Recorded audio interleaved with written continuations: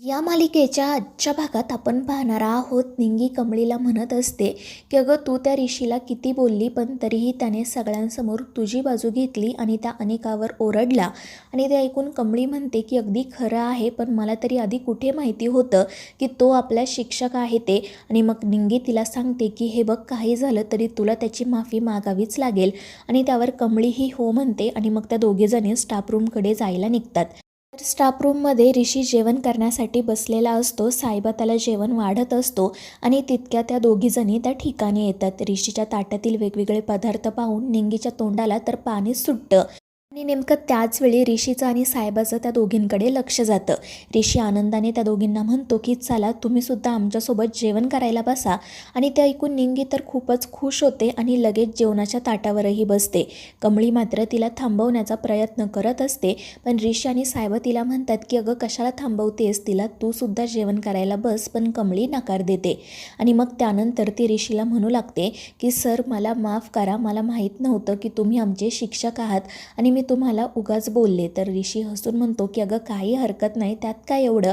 पण कमळी म्हणते की असं कसं, चूक झाली आहे तर माफी तर मागायलाच हवी ना.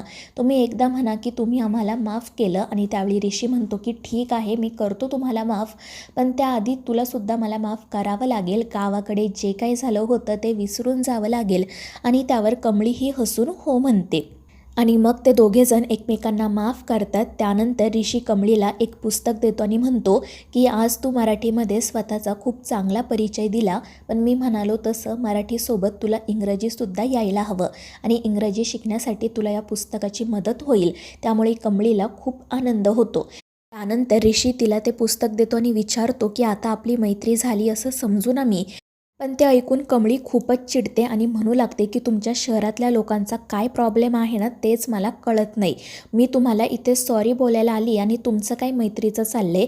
बोट पकडायला दिलं तर हात पकडणार का तुम्ही. आणि मग ती त्या निंगीलासुद्धा ताटावरून उठवते आणि म्हणते की या असल्या लोकांवरनं आपण विश्वास ठेवायलाच नको होता.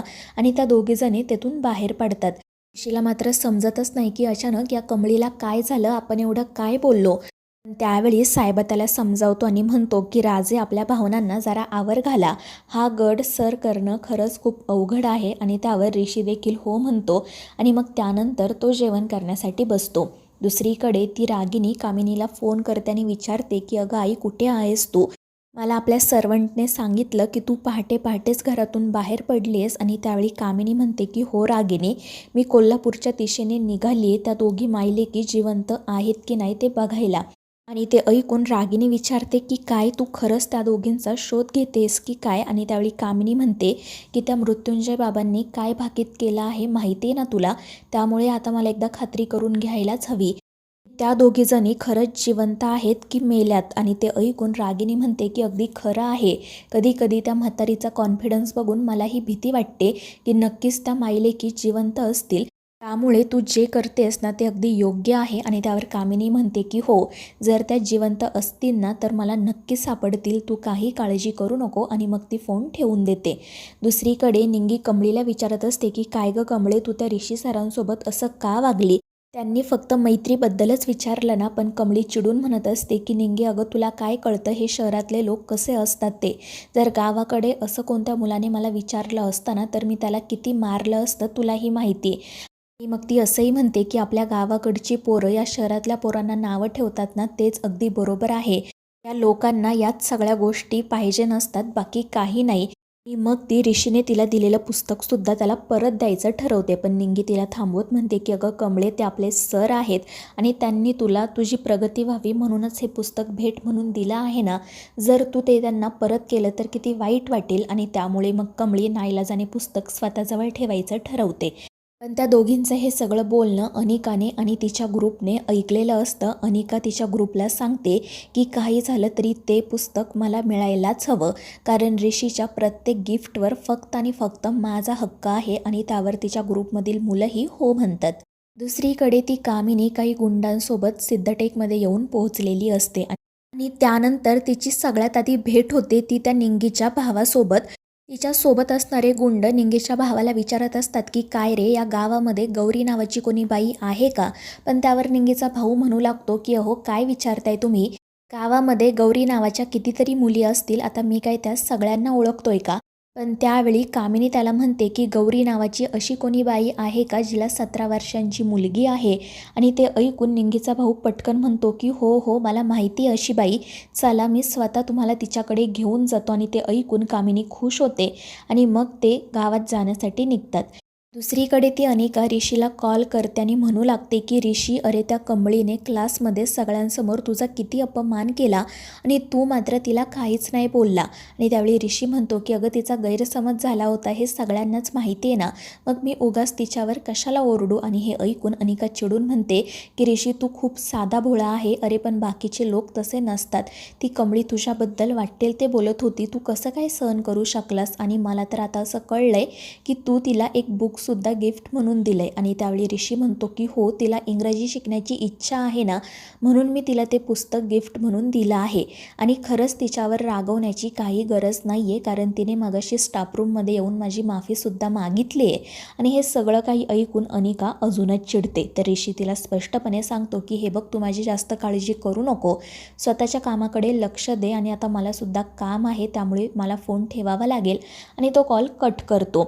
तर दुसरीकडे कमळी आणि निंगी कॅन्टीनमध्ये जाण्यासाठी निघालेल्या असतात आणि तितक्यात अनिकाचा ग्रुप त्यांच्या समोर येतो. कमळी आणि निंगी रागातच त्यांना विचारतात की काय काम आहे तुमचं?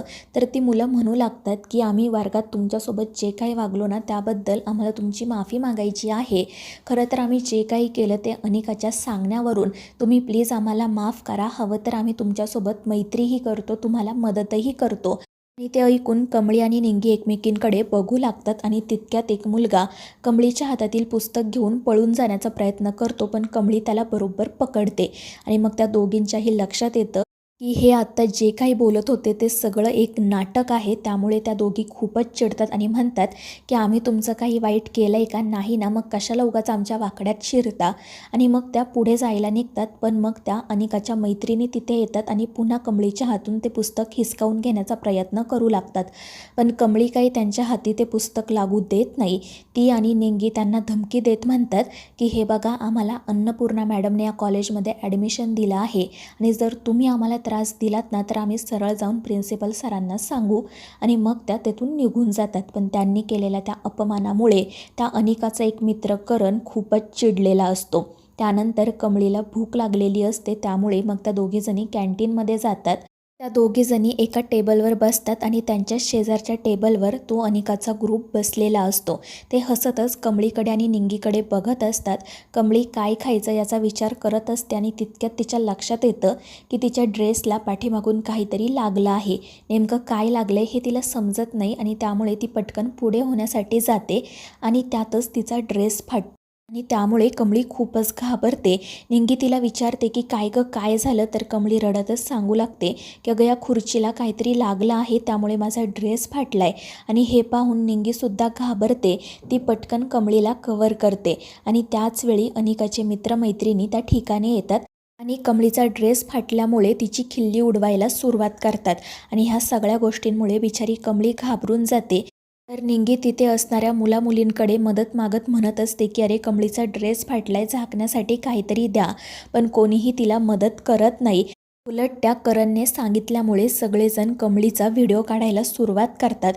आणि हे पाहून मग तो शंभू पुढे येतो. त्याने कमळीसाठी एक शर्ट आणलेलं असतं.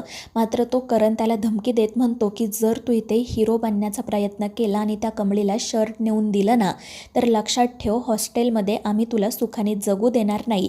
आणि त्यामुळे बिचारा शंभूसुद्धा घाबरून पाठीमागे सरकतो.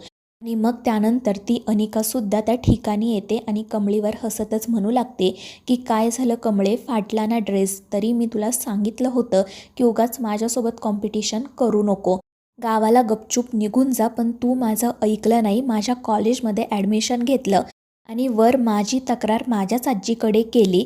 पण आता काय करशील गं तू? पुन्हा माझ्या आजीला जाऊन सांगशील का की माझा ड्रेस फाटला आहे, मला मदत करा? आणि तिचं असं बोलणं ऐकून कमळीला खूपच वाईट वाटतं. त्यानंतर अनिका ऋषीने कमळीला जे पुस्तक दिलेलं असतं ते तिच्याकडून हिसकावून घेते आणि म्हणू लागते की तू आता हे पुस्तक वाचून इंग्रजी शिकणार आणि माझ्या पुढे जाणार का? पण एक लक्षात ठेव, हे कॉलेज माझं आहे आणि इथे फक्त मी जिंकणार, बाकी कोणीही नाही. आणि मग ती ते पुस्तकच फेकून द्यायला पुढे होते, पण तितक्यात ऋषी त्या ठिकाणी येतो आणि तिला थांबवतो. तर मित्रांनो, या मालिकेच्या पुढील भागांमध्ये आपण पाहणार आहोत रागिनी आणि कामिनीचं फोनवरील बोलणं अन्नपूर्णाने ऐकलेलं असतं आणि तिला त्यातून हे समजतं की कामिनी तिच्या थोरल्या नातीचा शोध घेण्यासाठी गेली आहे. तर दुसरीकडे त्या नीलांबरीचा भाऊ त्या कामिनीला घेऊन ज्या ठिकाणी सरू असते त्याच ठिकाणी येतो. तर मित्रांनो, या मालिकेच्या पुढील भागांच्या अपडेट्ससाठी आपल्या चॅनेलला सबस्क्राईब करा.